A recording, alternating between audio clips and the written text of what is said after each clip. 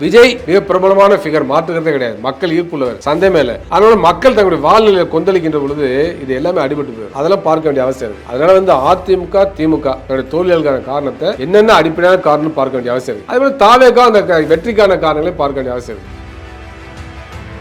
திமுக தன்னுடைய தோல்விக்கான காரணங்களை பரிசீலனை பண்றாங்க. ஆனா கோர் இஷ்யூக்கு வரமாட்டாங்க. பெண் அமைப்புல காரணம் சொன்னாங்க, முதியோரை மதிக்காத காரணம் சொன்னாங்க, பெண்களை புரிந்துகொள்ள சொன்னாங்க, மாவட்ட செயலர் சரியா செயல்படுன்னு சொல்றாங்க, சில கூட்டணி கட்சிகள் சரியா செயல்படு, இந்த மாதிரி மேம்போக்கா தான் பாக்குறாங்க. மிக முக்கியமான மக்களை பாதிக்கக்கூடிய பிரச்சனைகளை சரியான தீர்வு காணவில்லை என்ற சுய பரிசோதனை வர தயாரில்லை.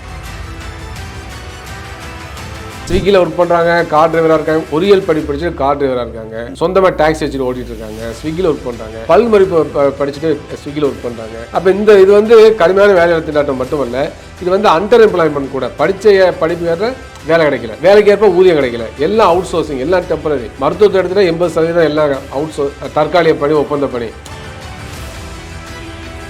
நாங்கள் நடத்திய போட்டதன் காரணமாக காங்கிரஸ் கட்சி மீது மக்களுக்கு கோபம் ஏற்பட்டுச்சு. அந்த ஊழல்கள் 2G எல்லாம் வந்துச்சு இல்லையா, அப்போ கடுமையான கோபம் வந்துச்சு. அதை பிஜேபி ஈஸியாக ஹார்வெஸ்ட் பண்ணிட்டாங்க. இங்கே தமிழ்நாட்டில் எப்படி வேணாலும் போட்டி போட்டுருந்தீங்க, யாரோ ஒருத்தர் ஆட்சி வாங்க, ஆனால் பாசிசம் வரக்கூடாது என்ற ஒரே ஒரு அஜெண்டாவில் தமிழ்நாட்டில் உள்ள எல்லா மதச்சார்பற்ற கட்சிகளும் எல்லா ஜனநாயக சக்திகளும் ஒன்று சேர்ந்து இந்தியா கூட இருந்தாலும் வரவேற்கத்தக்க நல்ல அம்சம் தான். உலகம் முழுவதும் சமூக பொருளாதார ஏற்றத்தாழ அதிகரிச்சுட்டு இருக்கு, உழைப்பு சுரண்டல் அதிகரிக்குது, செல்வாதாரங்களும் ஒரு சில நபர்கள் போய் குவியுது. அந்த பொருளாதார ஏற்றத்தால உலகத்தில் மிக அதிகமாக உள்ள நாடுன்னு பார்க்குறப்ப இந்தியா தான். அதுவும் கடந்த 10 ஆண்டுல கோடீஸ்வரர் மேலும் மேலும் கோடீஸ்வரர், ஏழைகள் மேலும் மேலும் பரம ஏழைகள் ஆகிட்டு இருக்காங்க.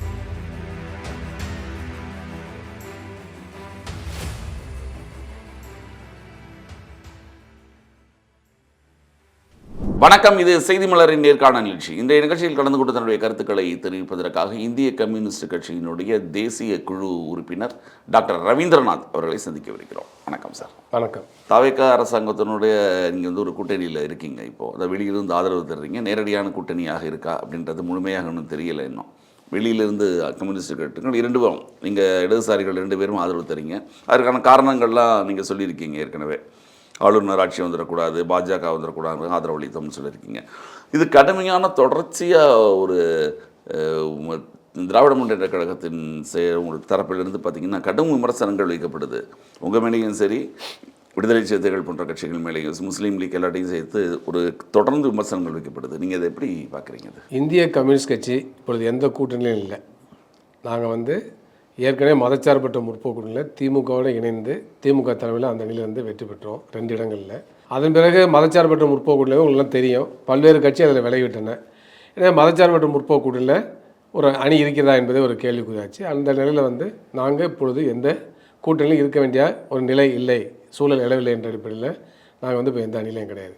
தமிழக வெற்றி கழகத்தை பொறுத்தவரையில் அந்த அரசுக்கு நாங்கள் வெளியிலேருந்து ஆதரவு கொடுக்குறோம். அது எல்லாருமே தெரிஞ்ச விஷயம் தான். தமிழ்நாட்டில் குடியரசுடைய ஆட்சி வரக்கூடாது, அதே போல் பிஜேபியுடைய நேரடி ஆட்சியோ அல்லது மறைமுக ஆட்சியோ வந்துவிடக்கூடாது என்பதுதான். சில முயற்சிகள் மேற்கொண்டார்கள். மக்களுடைய தீர்ப்புக்கு எதிராக ஒரு அரசு உருவாக்குற முயற்சிகள் மேற்கொண்டாங்க, அதுவும் ஏற்புடையன்னு சொல்லிட்டோம்.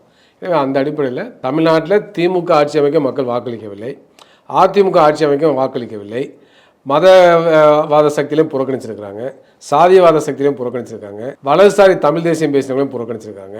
அப்போ என்ன அவங்க தீர்ப்புனாக்க, தமிழ்நாட்டில் திமுக அதிமுக ஒரு மதச்சார்பற்ற அரசு உருவாக வேண்டும் என்பதுதான். எனவே அந்த தீர்ப்பை மதித்து தாவேக்காக எங்கள்கிட்ட ஒரு வேண்டுகோள் கொடுத்தாங்க. நாங்கள் ஒரு முற்போக்கான அரசு தமிழ்நாட்டில் அமைக்க விரும்புகிறோம், எனவே உங்களுடைய கட்சி சார்பாக ஆதரவு தெரிவிக்கணும்னு சொல்லி கேட்டிருந்தாங்க. எனவே அந்த அழைப்பை, அந்த கடிதத்தை நாங்கள் பரிசீலித்து அதன் அடிப்படையில் தாவேக்காவுக்கு வெளியிலிருந்து ஆதரவு, அமைச்சர்கள் பங்கேற்கவில்லை, வெளியிலிருந்து ஆதரவு தெரிவிக்கணும், அதில் உறுதியாக இருக்கிறோம், அதில் மாற்றுக்கிறதே கிடையாது. ஒருவேளை தாவேகா பிஜேபியோடு சென்றால் எங்களுடைய ஆதரவு வித்ட்ரா பண்ணுவோம், மற்றபடி எந்த ஆபத்துமே கிடையாது. ஏன்னா அவர்கள் பல்வேறு கொள்கையில் எங்களுக்கு உடன்பாடு இல்லாத இருக்கலாம், இன்னும் சொல்லுவோம் அவங்க சொன்ன விஷயங்களுக்கு எதிராக கூட அவங்க செயல்படலாம். அப்பொழுது நாங்கள் எங்களுடைய எதிர்ப்பை தெரிவிப்போம், கடுமையான போராட்டங்கள் நடத்துவோம், அதில் மாற்றுக்கிறது கிடையாது. ஆனால் அதே சமயத்தில் தாவேகாவுக்கான அந்த ஆதரவை, அரசுக்கான ஆதரவை திரும்ப பெறுங்கிற அவசியம் இல்லை. அதே போல் இன்றைக்கு உள்ள நிலைமையில் எங்கள் ஆதரவும் அவங்களுக்கு தேவையில்லை என்ற நிலையில் போயிட்டு இருக்குன்னு பார்க்குறோம். உங்களுக்கு சூழலாம் தெரியும், அதனால் பல்வேறு சூழல் டெவலப் ஆகிட்டு இருக்குது. இருந்தாலும் கூட எங்களுடைய ஆதரவு என்பது நாங்கள் ஏற்கனவே உறுதிமொழி அளித்த தொடரும். திமுக ஆட்சி அமையத்திற்கு மக்கள் வாக்களிக்கலை, அது உண்மைதான். தாவேகா அரசாங்கத்துக்கு வாக்களிக்கிறதுக்காக உங்களுக்கு வாக்குகள் செலுத்தலை இல்லை, அதாவது உங்களுக்கு செலுத்த வேண்டிய உங்களுக்கு வந்த வாக்கு திமுக அரசாங்கம் வரணும் அப்படின்னு சொன்ன வாக்குகள் தான் நீங்கள் வாங்கியிருக்கீங்க. நீங்கள் பெற்ற வாக்கு, நீங்களும் பெற்ற விடுதலை சிறுத்தைகள் பெற்ற வாக்குகள் எல்லாமே தாவேக்காவுக்கு எதிரான வாக்குகளையும் தான் நீங்கள் பெற்றிருக்கீங்க. இன்னும் சொல்லப்போனால் இந்த தேர்தலில் வந்து திமுக தாவேக்காவுக்கு எதிராக பிரச்சாரம் பண்ணல. யாருக்கு எதிராக பண்ணாங்க? என்டிஏ கூட்டணிக்கு எதிராக தான். குறிப்பாக வந்து முன்னாள் முதலமைச்சர் மரியாதைக்குரிய ஸ்டாலின் அவர்கள் இது டெல்லிக்கும் தமிழ்நாட்டுக்குமான போராட்டம் தான் சொன்னார். அப்போ பிஜேபிக்கு என்டிஏ பிஜேபி அங்கே வைக்கக்கூடிய எடப்பாடி அவர்கள் தலைமையிலான அதிமுக இடம்பெறக்கூடிய என்டிஏ கூட்டணிக்கு திமுக தான் மெயின் போட்டின்னு அவர் இது பண்ணார். அப்படி பார்க்கிற பொழுது மக்கள் வந்து திமுக ஆட்சி அமைக்கிறதுக்கான தீர்ப்பை கொடுக்கல, அதிமுக கொடுக்கல. அப்போ என்ன அர்த்தம்? அது திமுக இல்லாத அதிமுக இல்லாத ஒரு அரசாங்கங்கிறது தான் அந்த தீர்ப்பு. அப்போ அந்த அடிப்படையில் பார்க்கின்ற பொழுது இப்போ வந்து திமுக வேறு சில முயற்சிகளை மேற்கொண்டாங்கன்னு உங்களுக்குலாம் செய்தியெல்லாம் தெரியும். அதே போலவே இப்போ வந்து அதிமுகலையும் எடப்பாடி மேலே பல குற்றச்சாட்டில் வைக்கிறாங்க. இப்போ வந்து அவர் ஒரு அரசு அமைக்கிற முயற்சி பண்ணார் அவர் தலைமையில், அதனால எங்களுக்கு பிடிக்கல. இன்னைக்கு கூட செய்தித்தாள்லாம் வந்திருக்கு, வேலுமணிலாம் சொல்லியிருக்காரு, பகிரங்க குற்றச்சாட்டே வச்சிருக்காரு. அது உங்களுக்கு நாடக விஷயம்தான். எங்களை பொறுத்தவரை நாங்கள் நாகரிகமாக ஒரு இண்டோர் மீட்டிங் நடந்த விஷயங்கள்லாம் நம்ம வந்து சொல்லக்கூடாத அடிப்படையில் இதுவரை நாங்கள் சொல்லலை. அப்போ அந்த அடிப்படையில் அது வந்து மக்கள் தீர்ப்புக்கு எதிரானது. மக்களும் திமுகவுக்கு வாக்களிக்கவில்லை, அல்லது திமுக அதிமுக சேர்ந்து ஆட்சி அமைக்கங்கள்லாம் வாக்களிக்கவில்லை. அதுபோல திமுக வந்து வெளியிருந்து ஆதரித்து அதிமுக அரசு அமைக்கணும் அவங்க வந்து மக்கள் வாக்களிக்கவில்லை. நீங்கள் அந்த மாதிரிலாம் கோரிக்கை வைக்கவில்லை, அந்த மாதிரி நம்ம வந்து முழக்கங்களை வைக்கவில்லை, அந்த மாதிரி வேண்டுகோள் விடுக்கவில்லைங்கெல்லாம் பார்க்க வேண்டிய அவசியம் இருக்குது. அப்போ அந்த அடிப்படையில் நம்ம வந்து தமிழ்நாட்டில் ஒரு மதச்சார்பற்ற அரசு அமைய வேண்டும் என்பதற்காக தான் நம்ம வந்து தாவேக்காவை ஆதரித்தோம். இன்றைக்குள்ள சூழலில் அதானே எதார்த்தம். தீர்ப்புனா மக்கள் இப்படி தான் போட்டாங்க அப்படின்னு நம்ம சொல்ல வரல. இன்றைக்கு மக்கள் அளித்துள்ள தீர்ப்பை வந்து அனலைஸ் பண்ணால் அதுதான் தீர்வு இல்லை. அப்போ அந்த அடிப்படையில் நம்ம வந்து பார்க்க வேண்டிய அவசியம் இருக்கிறது. இப்போ மதிமுகலேருந்து இருக்கிற வைகோ அவர்களுடைய குற்றச்சாட்டு கூட முக்கியமாக அவருடைய தனிப்பட்ட குற்றச்சாட்டுகள் வேறு. உதயசூரியன் சிலந்திக்க சொன்னாங்க எங்களை சரியாக மதிக்கலை அப்படிங்கிறதெல்லாம் வேறு. இப்போது அவர் போன்றவர்கள் என்ன சொல்கிறாங்க, ரொம்ப கரப்ஷனாக இருந்தது இந்த ஆட்சி அப்படின்னு சொல்கிறாங்க. அந்த கூட்டணியில் நீங்களும் இருந்தீங்க இல்லையா? இந்த கரப்ஷன், லஞ்சம் இது எல்லாமே அந்த கூட்டணியில் இருந்துன்றது இப்போ ஒரு கூட்டணி விட்டு வெளியில் வந்ததுக்கு அப்புறம் தான் தெரியுதான்னு ஒரு கேள்வி வரும்ல. இல்லை, அதுக்கு திரு வைகோ அவர்கள் தான் பதில் சொல்லணும். எங்களை பொறுத்த மட்டும் வந்து நாங்கள் தமிழ்நாட்டில் திமுக தலைமையிலான மதச்சார்பற்ற முற்போக்கு கூட்டணியிலையும் அதுபோல் திமுகவுடன் இந்தியா கூட்டணி இடம்பெற்றதுக்கு காரணங்கள் வந்து நாடறிந்த விஷயந்தான். இந்தியாவில் இன்றைக்கி ஒரு மிகப்பெரிய ஆபத்து அச்சுறுத்தல் இருக்குது. அது இந்துத்துவ வகைப்பட்ட ஒரு ஃபாசிசம் இந்தியாவில் வர்றதுக்கான ஆபத்து இருக்கிறதுனால தான். அப்போ நாடு எதிர்கொள்ளக்கூடிய மிக பிரதான பிரச்சனை, முக்கியமான பிரச்சனை, தலையாய பிரச்சனை என்னன்னாக்க நாட்டில் ஜனநாயகம் பாதுகாக்கப்பட வேண்டும், மதச்சார்பினை பாதுகாக்கப்பட வேண்டும், பன்முகத்தன்மை பாதுகாக்கப்பட வேண்டும், அரசியல் சட்டம் பாதுகாக்கப்பட வேண்டும். இது மிக முக்கியமான மாநில உரிமைகள் பாதுகாக்கப்பட வேண்டும். அப்போ இது எல்லாமே அடிபட்டு போயிடும். இப்போ வந்து சென்ற ஆட்சி காலத்தில் நாங்கள் ஏராளமான போராட்டம் பண்ணியிருக்கோம், திமுக எதிர்த்தும் பல போராட்டங்கள் பண்ணியிருக்கோம். ஆனாலும் விமர்சனங்கள் இருக்குது, போதிய அளவு பண்ணல, கம்யூனிஸ்ட் வந்து போராட்டங்கள் குற்றச்சாட்டு இருக்குது. ஆனாலும் கூட தமிழ்நாட்டில் அனைத்து மாவட்டங்களையும் காவல் நிலையத்தை போய் அனுமதி வாங்கினதான் பார்த்தீங்கன்னா சிபிஎம் தான் அதிகமாக வாங்கியிருப்போம் போராட்டங்களுக்கு. அது வந்து ஆவணங்களை நீங்கள் தெரிஞ்சுக்கலாம். அப்படி இருக்கின்ற பொழுது நம்ம நோக்கம் என்னென்னா தெளிவு. அகில இந்திய லெவலில் பிஜேபி ஆட்சியை விட்டு அகற்ற வேண்டும், அதுக்கு இந்தியா கூட்டணி. தமிழ்நாட்டில் பாஜக காலுன்றக்கூடாது, அதுக்கு வந்து மதச்சார்பற்ற முற்போக்கு கூட்டணி. அந்த அடிப்படையில் தான் இடம்பெற்றோம். அதுக்காக வந்து திமுக நடைமுறைப்படுத்த எல்லா திட்டங்களும் ஆதரிச்சாப்பெல்லாம் கிடையாது. பல திட்டங்கள் அதுவே நீங்கள் திமுக கூட்டணியில் இருந்தீங்க, ஆனால் அரசாங்கத்தில் இடம்பெற அது கூட்டணி ஆட்சியில் இல்லை. அதே சமயத்தில் அதனால உங்களால் ஒரு அளவுக்கு மேலே அவங்களை நிர்பந்தப்படுத்த நீங்கள் போராட்டம் இருந்தது உண்மை, ஆனால் அதற்கான தீர்வு கிடைக்கல. அப்போ இந்த அரசாங்கத்திலையும் நீங்கள் வெளியிலேயே இருந்தீங்கன்னா இதே பேர் போராட்டங்கள் பண்ணலாமே, என்ன தீர்வு வரும்னு ஒன்று இருக்குல்ல. இல்லை, அரசில் அங்க வைத்தால் தான் தீர்வு கிடைக்கணும் இல்லை. நாங்கள் வந்து கடந்த காலத்தில் பல விஷயங்கள் தீர்வு கண்டிருக்கோம், சில பல பிரச்சனை தீர்வு வரவில்லை, அது வேறு விஷயம். அதனால தான் தூய்மை பணியாளர்கள் போராட்டம் நடந்துட்டு தான் இருந்தது. இல்லை, அதுதான் தோல்விக்கு காரணம் சொல்கிறேன். எங்களுடைய கோரிக்கையில் ஏற்று நிறைவேற்றினா இந்த அளவுக்கு அவங்க வந்து தோல்வி அடைஞ்சிருக்க மாட்டாங்க.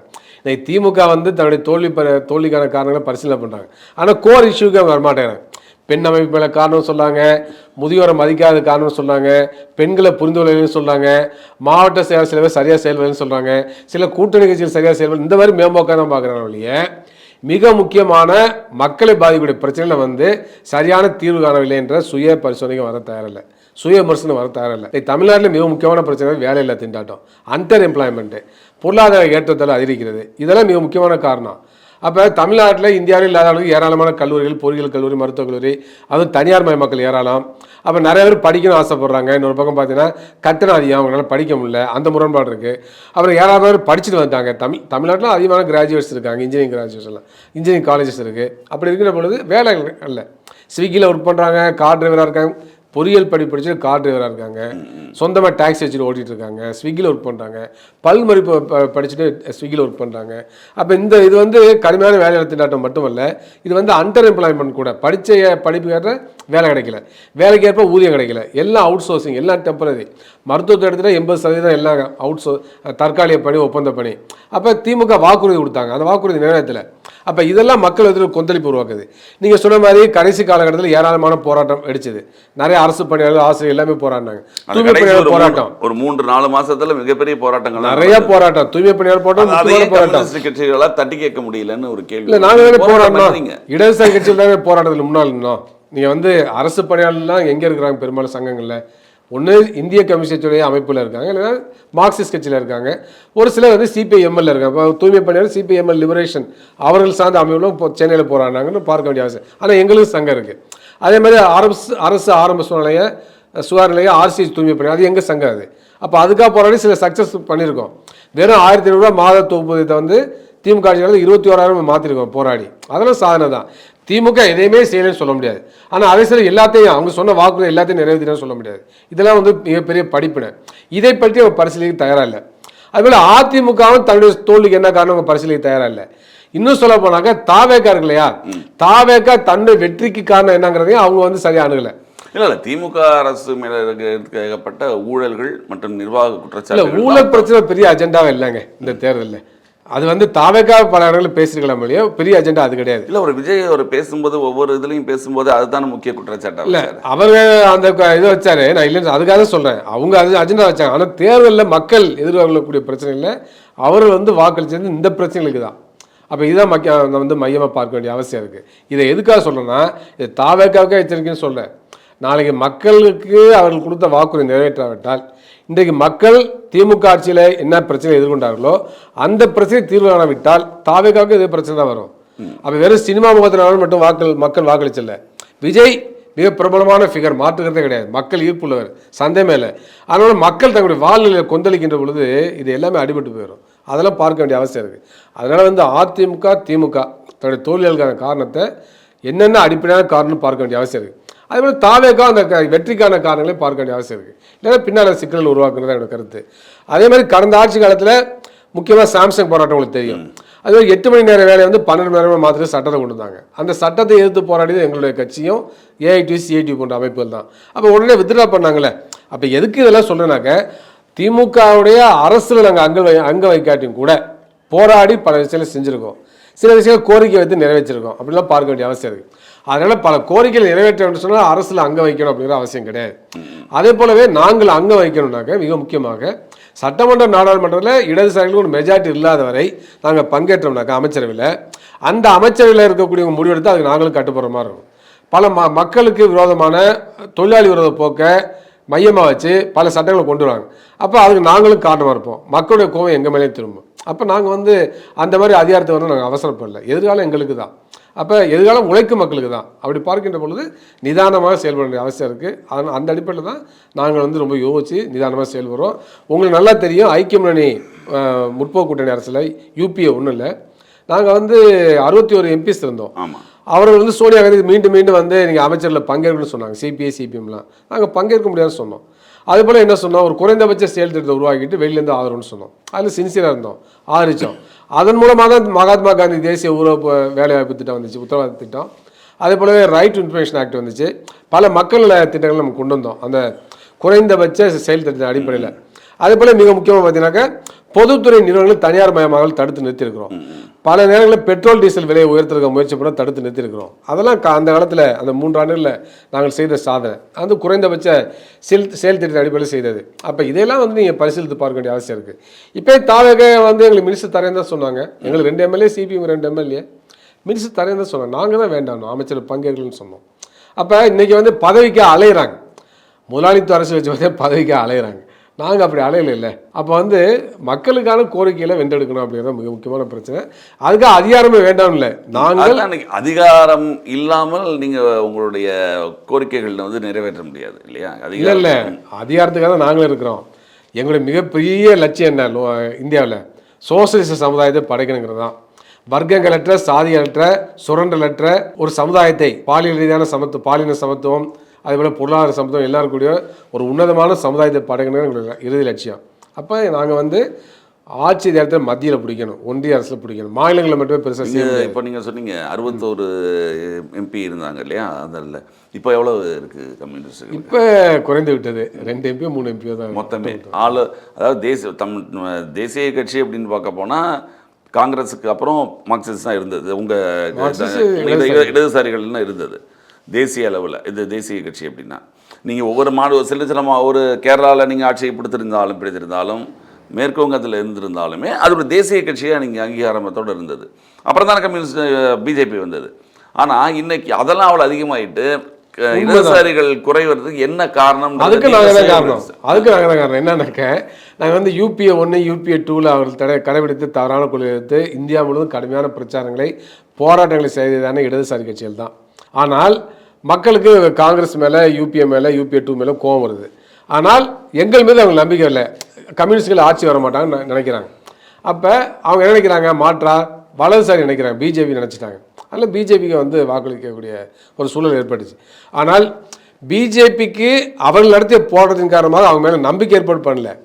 நாங்கள் வந்து நடத்திய போராட்டத்தின் காரணமாக காங்கிரஸ் கட்சி மீது மக்களுக்கு கோபம் ஏற்பட்டுச்சு. அந்த ஊழல்கள் 2G இதெல்லாம் வந்துச்சு இல்லையா, அப்போ கடுமையான கோபம் வந்துச்சு. அதை வந்து பிஜேபி ஈஸியாக ஆர்வஸ் பண்ணிட்டாங்க. ஆனால் இன்றைக்கி மக்கள் வந்து பார்க்குறாங்க, இப்போ கேரளாவில் இல்லை, திரிபுராவில், மேற்கு வங்கத்தில் இல்லைங்கிறதுலாம் உண்மைதான். ஆனால் கூட மக்கள் முதல்ல மாற்றங்கள் வருதுன்னு பார்க்க வேண்டிய அவசியம் இருக்குது. ஆனால் அதே சமயத்தில் என்னன்னாக்கா எங்களுக்கு ஒரு செட்பேக் தான் அது காரணம் வலதுசாரியுடைய அந்த எழுச்சி இருக்கு இல்லையா, வலதுசாரியுடைய வளர்ச்சி வந்து ஒரு செட்பேக் தான், இல்லைன்னு சொல்ல முடியாது. அதனால தான் இது ஆபத்துன்னு சொல்கிறோம். அப்போ அதனால நம்ம வந்து காங்கிரஸ் கட்சியோடு எந்த விதமான கூட்டணியுமே இல்லை அப்படின்னு சொன்ன இடதுசாரிகள் கூட இன்றைக்கி வந்து பல மாநிலங்களில் தொகுதி உடன்பாடு கண்டு காங்கிரஸோடு போட்டி போடுறோம். ஏன்னா பிஜேபியை வலுவிலக்கு செய்ய வேண்டுங்கிறது தான். அந்த அடிப்படையில் தான் இந்தியா கூட்டணியிலே அங்கே வைக்கிறோம். ஆனால் காங்கிரஸுடைய செயல்பாடு திருப்திகரமாக இல்லை. பல மாநிலங்களில் வந்து தோழமை கட்சியில் அனுசரிச்சு அதுவே ஒரு மக்களுக்கு குழப்பம் வரும்ல. நீங்கள் மேற்கு வங்காளத்தில் வந்து காங்கிரஸ் எதிர்க்கணும், கேரளாவில் காங்கிரஸ் எதிர்க்கணும், நீங்கள் அகில இந்திய அளவில் நீங்கள் காங்கிரஸோட கூட்டணி வைத்தீங்க அப்படின்னா அது ஒரு மக்களுக்கு அது கூட இருந்திருக்கலாம்ல. இல்லை, பொதுவாக வந்து ஒரு மத்திய தர வர்க்கத்திலேயே மற்றவங்களே இந்த சிந்தனை போக்கு இருக்குன்னு வச்சுங்களேன். ஆனால் நாங்கள் திரும்ப தெளிவுபடுத்துகிறோம், ப்ராக்டிக்கலாக அந்த மக்கள் புரிஞ்சுக்கிறாங்க. என்னன்னாக்க எங்களுக்கு எதிரி பிஜேபி தான் நம்பர் 1. அப்போ வந்து கேரளாவில் பிஜேபி பெரிய எதிரி கிடையாது எங்களுக்கு. அங்கே வந்து எங்களுக்கு காங்கிரஸுக்கு தான் போட்டி. அப்போ போய்ட்டு வந்து காங்கிரஸோட கூட்டணி வைக்கணும் அவசியம் இல்லை. அப்போ காங்கிரஸை எதிர்த்து அங்கே முறியடிக்க முடிய நம்பிக்கை எங்களுக்கு இருக்குது. அப்போ அந்த அடிப்படையில் கேரளாவில் வந்து நாங்கள் எதிர்கொள்கிறோம். ஆனால் அதே சமயத்தில் எங்கள் பிஜேபி வந்து பெருசாக ஒன்றும் இதாக இல்லை. அப்போ அந்த அடிப்படையில் தான் நம்ம வந்து கேரளாவிலையும் மேற்கு வங்கத்திலையும் அதுபோன்ற சில மாநிலங்களையும் காங்கிரஸுக்கும் எங்களுக்கும் முரண்பாடு பிரதானமாக இருந்தாலும் கூட அகில இந்திய லெவலில் வந்து பிஜேபி இருக்கிறது நாங்கள் ஒன்று சேர்றோம். இது ஐக்கிய முன்னணி தந்திரம் தான். இப்போ வந்து 2ஆம் உலகப் போர் காலகட்டத்தில் பார்த்தீங்கன்னாக்க அமெரிக்காவுக்கும் பிரிட்டனுக்கும் ரஷ்யா எதிரி, சோவியத் யூனியன். ஏன்னா வர்க்க ரீதியாக அவங்க ரெண்டு முதலாளித்துவ நாடு, ஏகாதிபத்திய நாடு, சோவியத் யூனியன் சோசியலிஸ்ட் நாடு. அப்போ பகை தான். ஆனால் அதை விட மோசமான எதிரியான ஃபாசிஸ்ட் எதிர்க்க ஹிட்லர் ஜெர்மனியையும் இத்தாலியையும் ஜப்பானையும் எதிர்க்கிறதுக்கு ஒரு மாபெரும் கூட்டணி தேவைப்படுறப்ப ஜோசப் ஸ்டாலின் அவர்களே அன்றைக்கு இருந்த ஜனாதிபதி, சோவியத் யூனியன் ஜனாதிபதி, அவரே முன்முயற்சி எடுத்து ஒரு ஐக்கிய முன்னணி கட்டினார். அப்போ பிரிட்டன் அமெரிக்கா அந்த இதில் வந்து நட்பு நாடுகள் சேர்த்துக்கிட்ட நேச நாடுகளில் சேர்க்குற முயற்சி பண்ணி பேச்சுவார்த்தை நேச நாடுகள் கூட்டணி உருவாக்கினாங்க. அப்போ அமெரிக்கா எதிரின்னு தெரியும், பிரிட்டன் எதிரின்னு தெரிஞ்சு எதுக்காக சேர்றாங்க, அவரோட மோசமான எதிரி வந்து ஃபாசிசம். அப்போ ஃபாசிஸ்ட் எதிர்க்கிறதுக்கு அவங்களோட சேர்ந்து நிற்கிறோம். அதே போலவே தான் இந்தியாவில் எங்களுக்கு காங்கிரஸ் வந்து ஒரு பெரிய வர்க்க ரீதியான நட்புலாம் சொல்ல முடியாது, எதிரி தான். அதுவும் கார்ப்பரேட் கொள்கைகளை கடைபிடிக்கக்கூடிய கட்சி தான், அதில் மாற்று கருத்தே கிடையாது. ஆனால் 20 ஆண்டுகளுக்கு காங்கிரஸ் இல்லாத பிஜேபி அரசில் இல்லாத ஒரு அரசு அமைக்கணும்னு இடதுசாரி முயற்சி பண்ணுங்கிறது உங்களுக்கு நல்லா தெரியும். அப்போ சூழல் மாறி போச்சு. அப்போ இன்றைக்கி வந்து பிஜேபி காங்கிரஸோட ஒரு மோசமான ஒரு இந்தியாவை கொண்டு போகக்கூடிய கட்சியாக இருக்குது. ஒரு மிகப்பெரிய ஆபத்து அரசியல் சட்டத்துக்கே இருக்குது, மதச்சார்பின்மைக்கு இருக்குது, நாட்டின் ஒற்றுமை ஒருமைப்பாட்டுக்கு இருக்குங்கிறப்ப எங்களுடைய பிரதான எதிரி இன்னைய நிலையில் பிஜேபி தான். அப்போ பிஜேபி இருக்கிறதுக்கு ஒன்றிய அளவில் நம்ம வந்து செயல்படணும்னாக்க காங்கிரஸோடு சேர்ந்தே செயல்பட முடியும். ஏன்னா பேன் இந்தியா பார்ட்டி, அது அகில இந்திய கட்சி, முன்னால் இருக்கிற வலிமை கிடையாது கிட்ட. அப்போ வலிமை இழந்து போயிருக்கு. அப்போ அதனால அவங்களால தனியாக ஃபேஸ் பண்ண முடியாது, எங்களாலையும் தனியாக ஃபேஸ் பண்ண முடியாது. இப்போ நீங்கள் இப்போ சொல்லக்கூடிய இந்த காங்கிரஸ் ஒரு கூட்டணி கூட இந்தியா கூட்டணியும் ஒன்று இருக்கா அப்படிங்கிறதே ஒரு கேள்விக்குரிய. அதில் மாற்றுக்கிறது கிடையாது. எப்படி இல்லைன்னு சொல்லி இந்தியா கூட்டணி ஒன்று இருக்குது, திமுக வெளியே இருக்கிறாங்க. எங்களை பொறுத்தவரை திமுக வெளியே இருக்கக்கூடாதுன்னு நாங்கள் கருதுகிறோம். நாங்கள் எப்படி வந்து இப்போ காங்கிரஸ் எங்களுக்கு தான் பிரதான போட்டியாக இருந்தாலும் கூட சில விஷயங்கள் அவங்க மோசமாக நடந்துட்டாங்க, அதை சுட்டி காமிச்சோம். இப்போ எம்ஏ பேபி கடிதம் எழுதினார். எங்கள் கட்சியில் ராஜா நேரடியாக பேசினார், அந்த கூட்டத்திலே பேசினார். காங்கிரஸ் வந்து என்ன சொன்னாங்க, ராகுல் காந்தி என்ன சொன்னார், பிஜேபிக்கு சிபிஎம்முக்கும் இடதுசாரிகள் மறைமுக கூட்டணி இருக்குன்னு சொன்னார் இல்லையா? அது எப்படிப்பட்ட மோசமான விமர்சனம் அது? காங்கிரஸை விட பிஜேபி எதுக்குள்ள உறுதியாக இருக்கிறது நாங்கள் தான். ஆனால் அங்கே போய் அது மாதிரி தவறான பிரச்சாரத்தை பண்ணார். நான் வந்து அவர் கட்டி பிடிக்க முடியாதுன்னு சொல்லி சொன்னார். யார் உங்களை கட்டி பிடிக்க சொன்னா? அதுவும் அரசியல் முக்கியம், அந்த மாதிரிலாம் சொன்னார். அப்போ இந்த மாதிரிலாம் இதெல்லாம் சுட்டி காமிக்கிறோம். ஆனால் அதே சமயத்தில் பிஜேபி எதிர்க்கிற ஒரு நாட்டினோட முக்கியமான கடமையில் நாங்கள் வந்து காங்கிரஸோடு சேர்ந்து இந்தியா கூட்டணியில் இருக்கிறோம். அதே போல் இங்கே வந்து காங்கிரஸுக்கும் திமுகவுக்கும் பிரச்சனை இருக்கலாம். அதனால் இந்தியா கூட்டணியில் இங்கே விலை இருக்க வேண்டிய அவசியம் இல்லை அப்படிங்கிறது எங்களுடைய கருத்து. விலை இருக்கிறது அவங்களுடைய கருத்து. அப்போ நாங்கள் வந்து இந்தியாவில் உள்ள எல்லா மதச்சார்பற்ற சக்தியும் ஒன்று சேரணும்னு சொல்லுவோம். எல்லா ஜனநாயக சக்தியும் ஒன்று, ஏன்னா நாடு ஆபத்தில் இருக்குது. அப்படி இருக்கிற பொழுது தமிழ்நாட்டில் இருக்கக்கூடிய டிவிகே, தமிழ்நாட்டில் உள்ள டிஎம்கே, தமிழ்நாட்டில் உள்ள ஏடிஎம்கே போன்ற அனைத்து கட்சிகளுமே மதச்சார்பற்ற ஜனநாயக சக்தி எல்லாமே இந்தியா கூட்டணியில் இருந்தாலும் அது வரவேற்கத்தக்கது தானே. பிஜேபி இதுக்குள்ள இங்கே தமிழ்நாட்டில் எப்படி வேணாலும் போட்டி போட்டுக்கினீங்க, யாரோ ஒருத்தர் ஆட்சி வாங்க. ஆனால் ஃபாசிசம் வரக்கூடாது என்ற ஒரே ஒரு அஜெண்டாவில் தமிழ்நாட்டில் உள்ள எல்லா மதச்சார்பற்ற கட்சிகளும் எல்லா ஜனநாயக சக்திகளும் ஒன்று சேர்ந்து இந்தியா கூட்டணி இருந்தாலும் வரவேற்கத்தக்கதான், நல்ல அம்சம் தான். ஆனால் எங்களுடைய கொல்லம் அகில இந்திய மாநாட்டில் நாங்கள் தெளிவாக சொன்னோம், பிஜேபி எதுக்க ஆட்சியை விட்டு அகற்ற, ஆர்எஸ்எஸ் அந்த இதை வந்து மதவாத சக்திகளை தனிமைப்படுத்த இந்தியா முழுவதும் இருக்கக்கூடிய அனைத்து மதச்சார்பற்ற ஜனநாயக இடதுசாரி சக்தியுடைய பரந்துபட்ட மேடையை உருவாக்கணும்னு சொல்லி இந்திய கம்யூனிஸ்ட் அறிவுறுத்தல் விடுத்தது. அந்த அடிப்படையில் எங்கள் கட்சி செயல்படுது. அந்த அடிப்படையில் தமிழ்நாட்டிலையும் நாங்கள் வந்து ஒரு அரசு உருவாகிறதுக்கு ஆதரவு அளிச்சிருக்கோம். மற்ற ஜனநாயக கட்சிகளோடு நாங்கள் இணைந்து செயல்படுறோம். எதிர்காலத்தில் அப்படி தான் செயல்படுவோம். இந்த நீங்கள் ஆதரவு அளித்த தாவேகா வந்து ஒரு 50 நாட்கள் கிட்ட ஆட்சி அமைந்து தொடர்ந்து திமுக மேலே என்ன குற்றச்சாட்டு முக்கியமாக சட்டம் ஒழுங்கு இருந்ததோ அதே சட்டம் ஒழுங்கு குற்றச்சாட்டு இன்னும் தொடர்ந்து இருக்குது. இதை நீங்கள் வெளியில் இருந்தாலும் இதை பற்றி உங்களுடைய கருத்து இல்லை? சட்ட ஒழுங்கு பிரச்சனையை தீர்க்கணும். நிறைய வன்முறைகள் நடக்குது, பாலியல் குற்றச்செயல் நடக்குது, இதெல்லாம் கவனம் செலுத்துறதுல மாற்றுக்கிறது கிடையாது. ஆனால் கம்யூனிஸ்டில் பொறுத்தவரை இந்த பிரச்சனை வந்து மிக ஆழமாக நாங்கள் பார்க்குறோம். வெறும் காவல்துறை அடக்குமுறை மூலமாகவோ இல்லை காவல்துறையோட எண்ணிக்கை அதிகரிப்பு மூலமாக இந்த பிரச்சனை தீர்க்க முடியாது. இது என்ன பிரச்சனைனாக்க, இன்றைக்கு உலகம் முழுவதும் சமூக பொருளாதார ஏற்றத்தால் அதிகரிச்சிட்டு இருக்கு, உழைப்பு சுரண்டல் அதிகரிக்குது, செல்வாதாரங்களும் ஒரு சில நபர்கள் போய் குவியுது. அந்த பொருளாதார ஏற்றத்தால் உலகத்தில் மிக அதிகமாக உள்ள நாடுன்னு பார்க்குறப்ப இந்தியா தான். அதுவும் கடந்த 10 ஆண்டில் வந்து கோடீஸ்வரர் மேலும் மேலும் கோடீஸ்வரர், ஏழைகள் மேலும் மேலும் பரம ஏழைகள் ஆகிட்டு இருக்காங்க. அப்போ இப்படிப்பட்ட ஒரு பொருளாதார நெருக்கடி, வாழ்நிலை, மிக மோசமான வாழ்நிலை வந்து மக்கள்கிட்ட என்ன ஆகுனாக்க பல்வேறு வன்முறைகள், கொலை, கொள்ளை, இது போன்ற பல்வேறு விஷயங்களை உருவாக்குது. அதே போல் வந்து ஒர்க்கர்ஸ் வந்து மைக்ரேட் ஆகி போகிறாங்க. இந்த மாதிரிலாம் பல பேர் வந்து திருமணம் செய்ய பயப்படுறாங்க.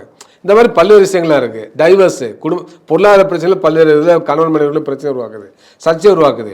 அப்போ இந்த மாதிரிலாம் வந்து வருகின்ற பொழுது அது பல்வேறு குற்றச்செயல்களை அதிகப்படுத்துது, பாலியல் வன்முறைகளை அதிகப்படுத்துது. அப்போ சமூகத்தில் இருக்கக்கூடிய இந்த சமூக பொருளாதார பிரச்சனைகளுக்கும் வன்முறைகளுக்கும் பாலியல் குற்றங்களுக்கும் தொடர்பு இருக்குது. அதை வந்து பார்க்க வேண்டிய அவசியம் இருக்குது. அப்போ நீங்கள் இந்த பிரச்சனை தீர்க்கணும்னாக்க இந்த சமூக பொருளாதார பிரச்சனையும் நீங்கள் கூடுதல் கவனம் செலுத்தணும் என்பதை பார்க்க வேண்டிய அவசியம் இருக்குது.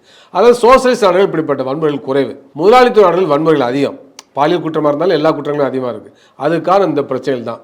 அப்போ பிரச்சனையுடைய அடிப்படை பாலியல் குற்றங்கள் போன்ற குற்றங்களுக்கு நீங்கள் இஸ்லாமிய நாடுகளில் கடும் தண்டனை தருவதனால குறைந்திருக்கு அப்படின்னு சொல்கிறாங்க. நீங்கள் இங்கே நீங்கள் காவல்துறையையும் நீங்கள் அதிகமாக்கக்கூடாது, காவல்துறையோட எண்ணிக்கை அதிகமாக்குறது பெரிய விஷயம் கிடையாதுன்னு சொன்னீங்க. ஒரு கடுமையான தண்டனை இருந்தால் தான் நடக்காதுன்னு ஒன்று இருக்கும். அதாவது நீங்கள் ஒரே ஒரு விஷயத்துக்கு மட்டும் சொல்கிறீங்க. இப்போ என்னன்னாக்க நாங்கள் கடுமையான தண்டனை வேண்டான்னு சொல்ல, கடுமையான தண்டனை மட்டும் பிரச்சனை தீர்த்த முடியாதுன்னு சொல்லுவோம். அதில் ரூட் காசு கண்டுபிடிக்க சொல்லுவோம். மனிதர்கள் எல்லாத்தையும் பிடிச்சி சிறைச்சாலை அடைச்சா பிரச்சனை தீர்ந்துருமா அப்படிங்கிறத கேள்வி. மனிதர்களை வந்து சிறையிலே அடைக்காத ஒரு சமூகத்தை உருவாக்கணுங்கிறது தான், மனிதர்களை குற்றச்செயலே செய்யாத நபர்களை உருவாக்கணுங்கிறது தான் கம்யூனிஸ்ட் நோக்கம், சோசியல் சமுதாயத்தை படைக்கிற நோக்கம் அதுதான். அப்போ வந்து நாங்கள் என்ன சொல்லணும்னாக்க, ஈன்றால் பசி காண்பானாயினும் செய்யற்க சான்றோர் பழிக்கும் வினை அப்படின்னு திருவள்ளுவர் சொல்றார். பெற்ற தாய் பசியோடு தவித்தால் கூட சான்றோல் பழிக்கூடிய செயலை செய்யாத, அது திருடாக இருக்கலாம், கொலையாக இருக்கலாம், கொள்ளையாக இருக்கலாம், இல்லை ஒரு உணவுப் பொருளை போய் திருடிட்டு இருக்கலாம், இந்த மாதிரி எது வேணாலும் இருக்கலாம். அதுதான் வள்ளுவர் சொல்கிறார். நாங்கள் என்ன சொல்கிறோம்னாக்க, அந்த வினை நீ செய்யாதுன்னு அவர் அட்வைஸ் பண்ணுறாரு. நாங்கள் அந்த மாதிரி நிலையை உருவாக்கக்கூடாதுன்னு சொல்கிறோம். ஒரு தாய் பசியோடு இருக்கக்கூடாது, ஒரு தாய் பட்டினியோடு இருக்கக்கூடாது. அதே போல் ஒரு மனிதன் பொருளாதார தேவை இருக்குங்கிறதுனால தான் அவன் போய் வன்முறையில் போடுறான், கொள்ளைக்கு போடுறான். எல்லாருக்கும் வேலை வாய்ப்பு, எல்லோருக்கும் வேலைக்கேற்ற ஊதியம், எல்லாருக்கும் சமூக பொருளாதார பாதுகாப்புங்கிற எது கொள்ளையடிக்கிறான், எது கொலை செய்ய போகிறான், அப்போ வன்முறையில் ஏன் ஈடுபட போகிறோம் அப்படின்னு பார்க்க வேண்டிய அவசியம் இருக்கு இல்லையா? அப்போ அப்படிப்பட்ட உன்னதமான சமுதாயம் தான் தீர்வாக இருக்க மொழிய வன்முறை மூலமாக அந்த பிரச்சனை தீர்வான முடியாது என்பதுதான். அரசு இயந்திரத்துடைய வன்முறை மூலமாக அந்த பிரச்சனை தீர்வான முடியாதான் எங்களுடைய நிலைப்பாடு. அப்போ அந்த அடிப்படையில் தான் சட்டம் ஒழுங்கு அவசியம், சட்டம் ஒழுங்கு பிரச்சனை தீர்க்கணும், அது காவல்துறை வலுப்படுத்தணும், மக்கள் தொகைக்கு ஏற்ப காவல்துறை எண்ணிக்கை அதிகப்படுத்தணும். இதெல்லாம் வேண்டாம்னு சொல்லுங்க. நீங்கள் பொதுவாக இந்த 50 நாள் ஆட்சி போதைப் பொருட்களும் அதுவும் காரணம். எதுக்கு மது பழக்கம் அதிகமாகுது, எதுக்கு போதைப் பழக்கம் அதிகமாகுது? மன உளைச்சல், இதெல்லாம் மிக முக்கியமான காரணம். வன்முறை போகிறதுக்கு காரணமாக இருக்குது. அப்போ நீங்கள் வந்து பார்த்தீங்களே தெரியும், பொருளாதார சிக்கல்கள் அதிகரிக்க, பொருளாதார பிரச்சனை அதிகரிக்க, சுரண்டல் அதிகரிக்க, செல்வாதங்கள் தனிப்பட்ட நபரில் குவிய உங்களுக்கு வந்து உலகம் முழுவதும் போதைப் பொருள் பழக்கம் அதிகரிச்சிட்டு இருக்கு. இந்தியாவில் அதிகரிச்சிட்டு இருக்கு. ஏன் ஒரு 20-30 வருஷத்துக்கு முன்னாடி ஏன் இந்த பிரச்சனை இல்லை? அதிகமாக இருந்துச்சு, இல்லைன்னு சொல்ல முடியாது. இன்னைக்கு வந்து ஏன் இவ்வளவு அதிகமாக பெரிய இருக்குது அப்படின்னாக்க இந்த சமூக பொருளாதார பிரச்சனை இந்த பழக்கத்தை தொடர்புக்குன்னு தான் பார்க்கணும். மிக்க நன்றி. அதாவது தமிழகத்தில் நடைபெறக்கூடிய பல்வேறு அரசியல் சூழல்களை பற்றி எங்களோட அதற்கு மிக்க நன்றி. நிகழ்ச்சியில் கலந்து கொடுத்த தங்கள் மேலான கருத்துக்களை தெரிவித்தார்கள். மிக்க நன்றி. வணக்கம்.